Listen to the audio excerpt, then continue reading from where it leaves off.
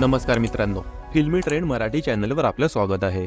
मित्रांनो, एकीकडे लगीनघाई सुरू असताना अचानक समोर आलेल्या धक्कादायक प्रकाराने कोकण हार्टेड गर्ल अंकिता वालावलकरला खूप मोठा फटका बसला आहे. साखरपुडा समारंभ झाल्यानंतर त्याच रात्री अंकिताच्या गाडीचा अपघात झाला असल्याचे समोर आलं आहे. इंस्टाग्रामवर स्टोरी शेअर करत अंकिताने याबाबतची माहिती चाहत्यांसह शेअर केली आहे. या अपघातात गाडीचं नुकसान झालं असल्याचं दिसत असलं तरी अंकिता व कुणाल हे सुखरूप असल्याचे समोर आलं आहे. अंकिताची ही स्टोरी पाहून तिच्या चाहत्यांमध्ये काळजीचं वातावरण निर्माण झालं आहे. अंकिता वालावलकर लग्नानिमित्त सध्या कोकणात आहे. नुकताच अंकिताचा साखरपुडा समारंभ पार पडला, तसेच मेहंदी समारंभही थाटामाटात पार पडल्याचं समोर आलं आणि साखरपुड्याच्या रात्रीच तिच्या गाडीचा अपघात झाल्याची धक्कादायक बातमी अंकिताने स्टोरी पोस्ट करत दिली, तर दोघंही सुखरूप असल्याचे समोर आले.